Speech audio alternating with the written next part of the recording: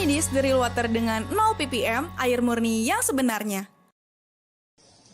Terima kasih. Perkenalkan saya Alfitria dari Tempo. Selamat sore Pak Sekjen dan dari jajaran DPP. Saya mau tanya masih soal Parcok.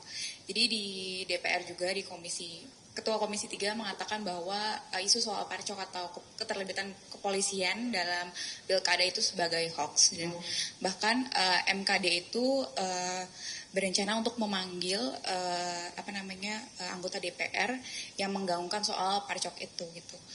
Bagaimana tanggapan dari PDIP sendiri, dan mungkin Pak Dery bisa menjawab soal isu laporan tersebut. Terima kasih.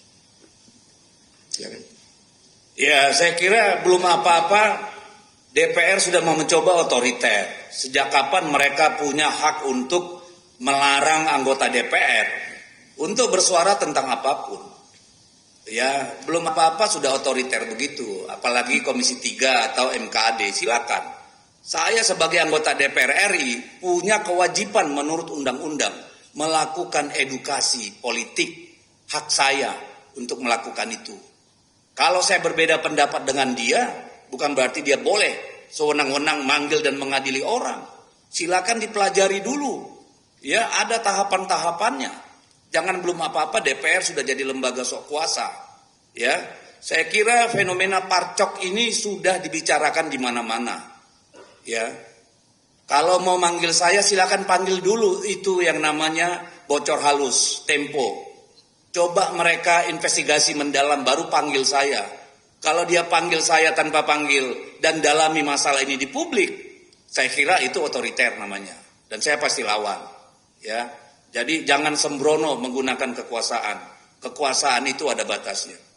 Enggak, justru sebaliknya ya, apa yang disampaikan oleh segelintir orang terkait Parcok dan lain sebagainya itu kami kategorikan sebagai hoax, ya. Dan ada juga anggota DPR yang menyampaikan hal tersebut. Orang tersebut bahkan sudah dilaporkan ke MKD, ya. Karena kami juga anggota MKD, ya. Orang tersebut sudah dilaporkan ke MKD. Kami ingin meminta keterangan beliau apa yang menjadi bukti, ya, apa yang menjadi dasar juga disampaikannya tuduhan tersebut. Namanya pilkada ini tidak hanya antara dua kubu, ya.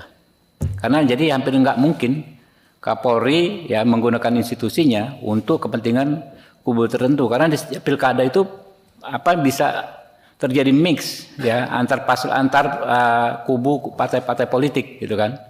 Di provinsi A misalnya partai A berkoalisi dengan partai B. Di provinsi lainnya berseberangan.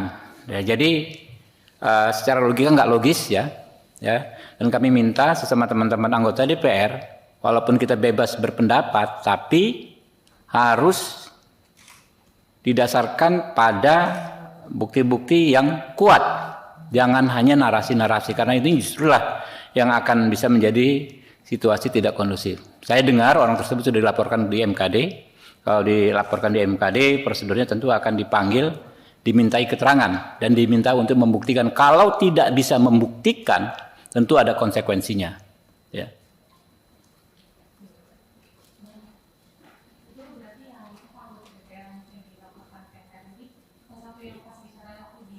Saya nggak tahu. Pokoknya saya mendengar saya kan anggota MKD ya. Saya mendapat informasi ada anggota DPR yang dianggap menyampaikan informasi yang tidak tepat atau fitnah atau hoax.